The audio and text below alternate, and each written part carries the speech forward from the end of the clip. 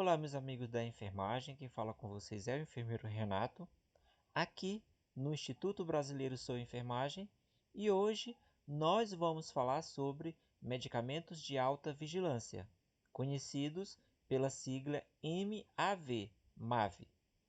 Os medicamentos de alta vigilância também são conhecidos como medicamentos potencialmente perigosos, mas a nomenclatura mais aceita e mais conhecida é medicamentos de alta vigilância, que é o nosso tema e o nosso assunto aqui de hoje. Então, vamos lá. O que são os medicamentos de alta vigilância? São aqueles que possuem risco aumentado de provocar danos significativos aos pacientes em decorrência de falha no processo de utilização. Os medicamentos de alta vigilância, como o nome já está dizendo, são aqueles, não são todos os medicamentos, só são aqueles que precisam ter uma vigilância redobrada, uma autovigilância. E esses medicamentos, eles têm um potencial elevado de provocar danos ao paciente se houver alguma falha no processo de utilização. E que processo de utilização é esse? Em que momento ocorre? O processo de utilização é quando você está manuseando o medicamento, quando você separa o medicamento, quando você prepara a medicação e quando você administra essa medicação. E em todo esse percurso tem que haver muita vigilância para não ocorrer nenhuma falha, para não ocorrer nenhum dano ao paciente, tá bom? Então, não são todos os medicamentos, só são alguns medicamentos, dependendo aí do seu hospital. Tem um hospital que coloca alguns, outros hospitais colocam outros e assim sucessivamente. Mas já existe uma tabela que é conhecida nacionalmente, se não dizer mundialmente, uma tabela de alguns medicamentos que tem esse risco elevado. Então vamos lá. Os erros que ocorrem com esses medicamentos podem não ser os mais frequentes, porém suas consequências tendem a ser mais graves, podendo ocasionar lesões permanentes ou até a morte do paciente, justamente porque são medicamentos que precisam ter uma autovigilância por causa do seu potencial de acometer graves acidentes, lesões ao paciente ou até morte por causa da sua farmacologia. Por isso que nós estamos estudando sobre esse conteúdo aqui hoje, sobre esse tipo de medicamento, para que nós, profissionais da enfermagem, possamos preparar e administrar com toda a segurança possível, segurança para o paciente e para nós profissionais. Agora eu vou citar para vocês 3 exemplos de medicamentos que são considerados medicamentos de autovigilância. Aqui nós temos a insulina NPH. A insulina NPH é bastante conhecida. Temos também a dopamina e o propofol. A insulina, no seu contexto geral, ela é um hipoglicemiante, certo? Então vamos lá. Nesse exemplo aqui, nós estamos falando sobre a insulina NPH. A insulina NPH, ela tem uma ação prolongada que vai de 4 a 10 horas e o seu prazo total que dura no organismo do paciente é de até 18 horas. Então, a NPH, ela tem uma ação prolongada que é ao contrário da insulina regular. A insulina regular, ela tem uma ação rápida. Em torno de 30 minutos já está atuando no organismo do paciente. Então, qual que é a vigilância que você tem que ter ao administrar, ao preparar a insulina NPH? Pessoal, quando nós estamos falando sobre vigilância de medicamento, essa vigilância ela serve para todos os medicamentos. Porém, nos medicamentos considerados medicamentos de alta vigilância, essa vigilância ela tem que ser redobrada. Eu coloquei apenas aqui 2 pontos de vigilância, que são 2 pontos comuns a todas as medicações, que é o tipo de insulina, nesse caso aqui. Será que você está preparando a medicação correta? Será que a dosagem está correta? Então, isso você tem que ver. E outras barreiras de segurança a gente também pode implantar no nosso ambiente de trabalho, que nós vamos ver lá na frente. Então, vamos lá agora, o próximo. Dopamina. A dopamina ele é uma medicação injetável que é utilizado no estado de choque circulatório, choque séptico, choque anafilático e entre outras situações de emergência, geralmente utilizado em pacientes que têm um quadro de hipotensão, e a vigilância que nós temos que ter é igual da insulina. O Propofol. Propofol é o fármaco mundialmente conhecido e utilizado para anestesia geral, tá? Ele é um fármaco utilizado na maioria das cirurgias que precisam ter um anestésico geral. Qual que é a vigilância? O mesmo da dopamina. Será que o medicamento está correto? Será que a dosagem está correta? Será que a via de administração está correta? Será que o paciente está correto? Certo? Então, eu citei apenas 3 medicamentos que fazem parte do MAV, mas vamos ver outros logo em seguida. Aqui, eu quero dizer que os medicamentos de autovigilância são monitorados de forma a prevenir, reduzir ou eliminar a ocorrência de erros na administração inadvertida dessas drogas, a fim de garantir a segurança do paciente, que foi aquilo que eu falei agora há pouco. E quando a gente fala em segurança do paciente, estamos falando também sobre segurança do profissional. Quando ocorre um erro de medicamento e um dano ao paciente, também ocorre um dano ao profissional. Você tem que ser um profissional capacitado, treinado para administrar uma medicação de uma forma segura para o paciente e para você mesmo. Porque se ocorre algum dano ao paciente, você, enquanto profissional, também se prejudica. Você também sofre um dano. Quanto maior o dano ao paciente, maior também é o dano ao profissional. Lembrando que existe uma série de legislações, uma série de leis que protege o profissional, mas que também fala dos deveres e das obrigações que esse profissional tem que ter na atuação de sua profissão, tá bom? Então é muito sério, é muito importante esse assunto e vamos ficar bem atentos a qualquer tipo de administração de medicamento, mas principalmente esses que são realmente bem potentes no caso se ocorrer algum erro. Eles estão segregados e armazenados em locais definidos, embalados e rotulados de forma padronizadas, e sinalizados como medicamento de autovigilância. E aí eu coloquei aqui do lado um exemplo, tem um saquinho com uma ampola e nesse saquinho, nessa embalagem, tem uma etiqueta vermelha com o título Medicamento de Autovigilância, tá? Esse é apenas um exemplo, vamos ver outros ainda. Então, quais os grupos farmacológicos que são considerados medicamentos de alta vigilância? Eu estou destacando aqui apenas 10 grupos de medicamentos que são considerados de alta vigilância, mas pode ser que haja outros, de acordo com o protocolo aí do seu hospital. E tem outros que não estão aqui, como por exemplo a nutrição parenteral, tá? Olha só, vamos falar agora do primeiro. Concentrados eletrolíticos. Os concentrados eletrolíticos, como vocês já conhecem, são aquelas ampolas de cloreto de sódio, cloreto de potássio, sulfato de magnésio, gluconato de cálcio, tá bom? Mas olha só a porcentagem. O cloreto de potássio, por exemplo, nós temos ampolas de 10%, 15% e 19%, tá? Além disso, temos cloreto de potássio xarope. E o cloreto de sódio nós temos de 10% e de 20%. Sulfato de magnésio de 10%, de 50%, tá bom? Gente, esses concentrados eletrolíticos, eles não são para administrar puro em bolos. Eles têm que ser diluídos, tá?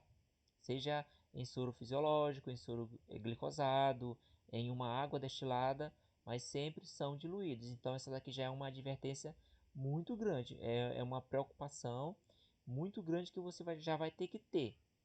Os mais comuns desses concentrados eletrolíticos nas unidades hospitalares são o cloreto de potássio a 10%, o cloreto de sódio também a 10% e o sulfato de magnésio a 10% e o gluconato de cálcio.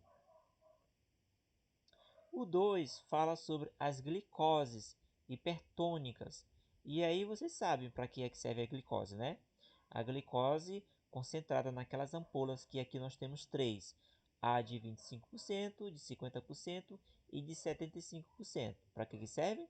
Serve para pacientes que apresentam quadro de hipoglicemia, tá? Essas ampolas, sim, elas são administradas algumas vezes em bolos, sem diluição, tá? Mas vai depender de caso a caso. As mais comuns são ampolas de 25% e ampolas de 50%. As heparinas endovenosas. Temos aí as heparinas de 5.000 unidades, ampolas com 5 ml. E temos as heparinas em ampola para subcutânea.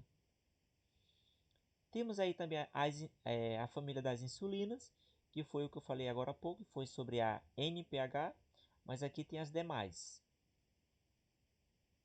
A mais comum é a NPH e a insulina regular. Medicamento de baixo índice terapêutico, temos aqui a clonidina, a digoxina. Os dois são bem comuns nas unidades hospitalares de urgência e emergência. Medicamentos anticoagulantes. Eu quero destacar aqui o Clexane, que é bem comum. Olha só, Clexane de 20 mg, mas temos também Clexane de 40 mg, de 60 mg e de 80 mg. Olha só o cuidado que você tem que ter ao preparar essa medicação. Vasoativos, aí temos aí a noradrenalina, a dopamina, a epinefrina. São os medicamentos todos utilizados em carrinhos de parada, tá? É bem comum aí nas unidades de urgência e emergência também. Bloqueadores neuromuscular. O 9, o trombolíticos. O 10, os anestésicos gerais, tá? E vocês observam que a maioria é Propofol, tá? Bem, pessoal, esses são as 10 classes, os 10 grupos mais utilizados de medicamentos considerados de autovigilância. Mas, como falei, existem outros medicamentos que não estão aqui, tá? E vai depender muito da instituição. Vamos continuar. Então, como identificar os medicamentos de autovigilância? Os medicamentos de autovigilância eles devem ter uma embalagem diferenciada. Exemplo, aqui nós temos uma caixinha com ampolas de heparina e na caixinha está escrito uma etiqueta com medicamento de autovigilância. Com certeza essa caixinha está lacrada e ao manipular esse medicamento existe um controle para que esse medicamento possa ser feito de uma forma eficaz, sem danos ao paciente. Como identificar, como identificar as medicações de autovigilância? Continuando. Nós temos aqui também ampolas. Aqui ampolas daqueles eletrolíticos ou então ampolas de glicose. Coloca-se uma etiqueta com o nome autovigilância. A etiqueta normalmente ela vem os dados da medicação, da ampola, nome, data de validade, fabricante, tá bom? Aqui temos também a ampola, que foi no caso que a gente utilizou como nosso exemplo, a ampola de insulina. Tem também os comprimidos. Esses comprimidos eles ficam ali dentro da embalagem e aqui do lado de fora eles já estão destacados, mas vocês observam que tem uma etiqueta com a cor avermelhada, sinalizando que são medicamentos de autovigilância.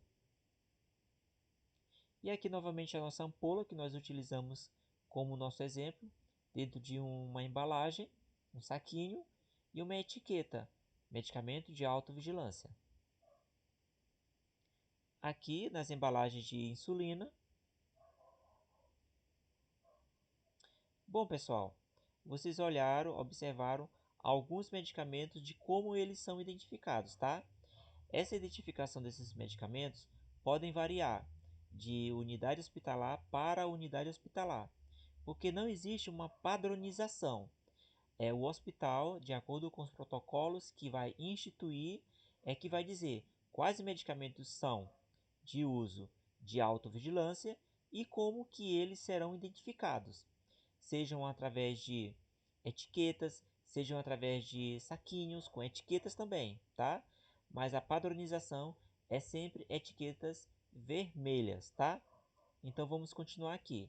A identificação de pontos críticos no processo de utilização de medicamentos de cada instituição pode direcionar a ampliação de estratégias para a prevenção de erro de medicação mais adequadas a cada realidade, que foi aquilo que eu falei.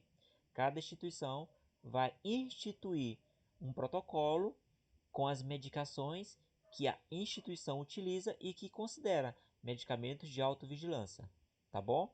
Não existe uma padronização. Vamos agora apresentar 10 estratégias importantes que podem ser implantadas para conferir maior segurança na utilização dos medicamentos potencialmente perigosos. No caso aqui da nossa nomenclatura, medicamentos de autovigilância. Tá bom? Então vamos lá, no primeiro. Implantar barreiras que reduzam e dificultem ou eliminem a possibilidade da ocorrência de erros. Como que nós vamos fazer isso? Olha só os pontos aqui. Utilizar seringa adequada para a administração de soluções orais, ou seja, essas seringas que nós utilizamos para medicação intramuscular e endovenosa, elas não são adequadas para realização de administração oral, tá? Algumas vezes, em algumas instituições, profissionais utilizam? Sim, utilizam, mas não devem, porque o risco de ocorrer de administrar na veia é grande. Por isso que nós não devemos utilizar seringas que são usadas para administração de medicamento na veia ou intramuscular para administrar soluções orais. Tome cuidado com isso. E uma das soluções para a gente resolver isso é implantar na instituição seringas mais apropriadas para a administração de soluções orais. Essas seringas, elas não se encaixam, não se adaptam em agulha, nem polifix, nem equipo e nem lugar nenhum. Então fica quase que inviável a pessoa fazer uma administração de medicamento oral numa via endovenosa com esse tipo de seringa. Não é legal? Então, o segundo ponto, assegurar a identificação correta da seringa, utilizando etiquetas contendo o nome do paciente, o nome da solução, a concentração e a via de administração. Isso daqui vocês devem saber. Mas muita gente acaba ainda esquecendo de fazer isso. Ao preparar a medicação, as seringas elas devem ser identificadas com o nome do paciente, com a solução, com a via de administração, tá bom? Outro ponto, recolher ampolas de cloreto de potássio concentrado dos estoques existentes nas unidades assistenciais. Essa estratégia é justamente para não fazer cloreto de potássio concentrado, porque o risco de ocorrer um dano ao paciente é muito grande. Por isso que esse medicamento ele é enquadrado também como medicamento de alta vigilância, tá? As ampolas devem ser identificadas com etiquetas de alerta, que foram aqueles alertas vermelhos ou até mesmo alertas amarelos, ressaltando que o medicamento pode ser fatal se ele for administrado sem diluir.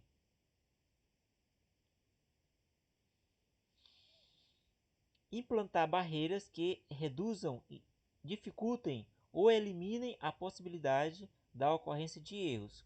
Continuando. Medicamentos cujos nomes são reconhecidamente semelhantes a outros de uso corrente na instituição.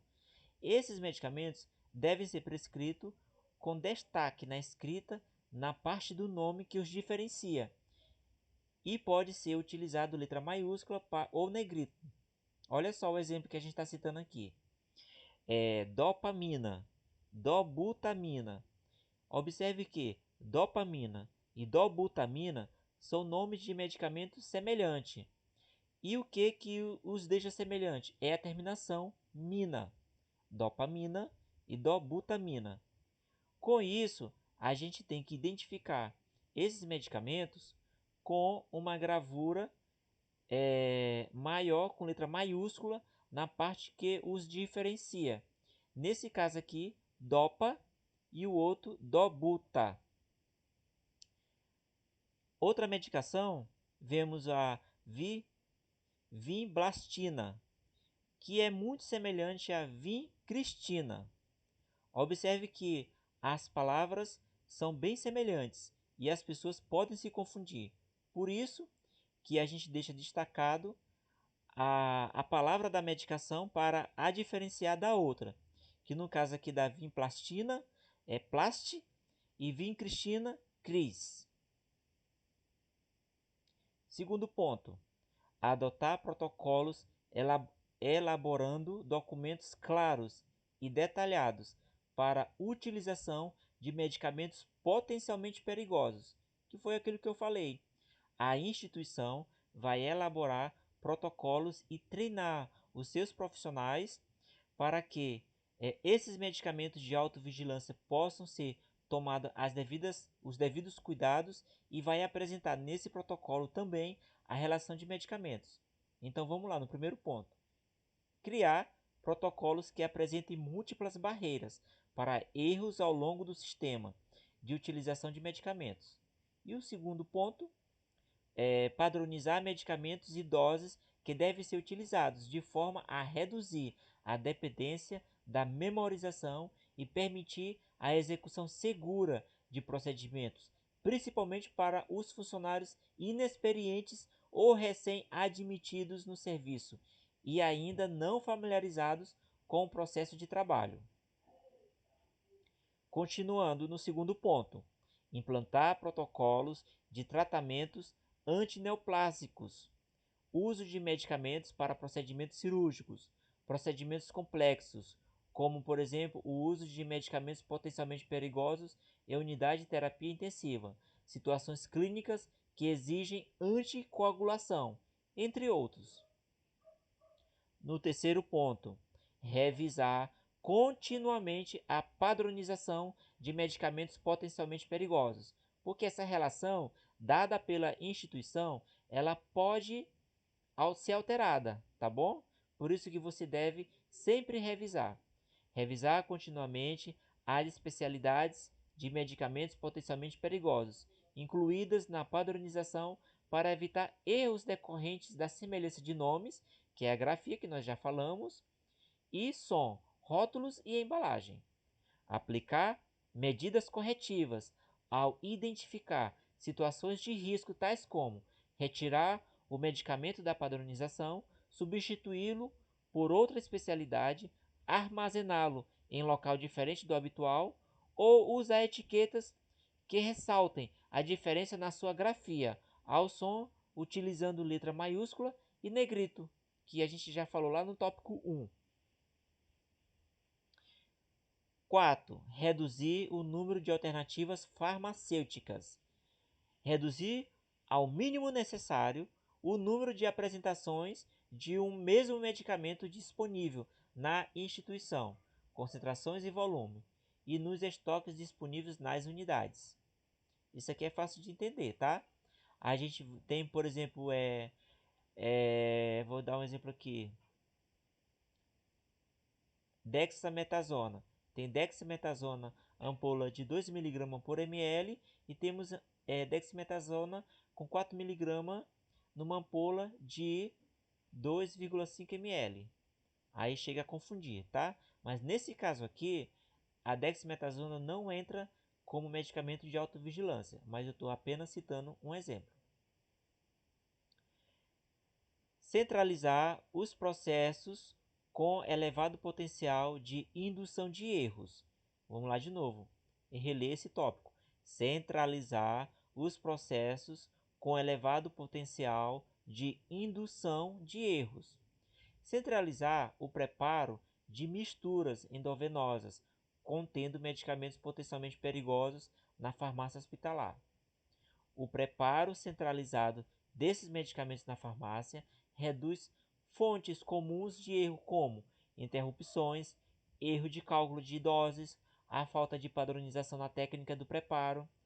A farmácia hospitalar deverá possuir as condições adequadas para preparar os medicamentos em dose unitária. O que está querendo dizer aqui é que a farmácia hospitalar ela deve fornecer esses medicamentos padronizados, identificados, e quando no caso de pacientes pediátricos, eles já têm que fornecer os medicamentos já proporcional de acordo com a prescrição médica, sem ter que o técnico de enfermagem ou o enfermeiro fazer aí a sua concentração. Ele já tem que vir pronto, tá? Para ser utilizado. 6. Utilizar procedimentos de dupla checagem dos medicamentos. Isso aqui, gente, é super importante.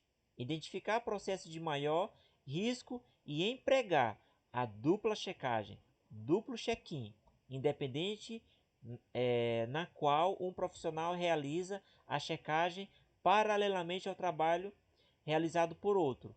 Ou seja, você vai preparar um medicamento que esse medicamento ele é de autovigilância, você não vai preparar esse medicamento só. Você vai preparar esse medicamento, vai separar esse medicamento com outro profissional. Então, na hora de checar, vai ser checado duas vezes. Vai ter o seu cheque ali e mais o cheque também do outro profissional.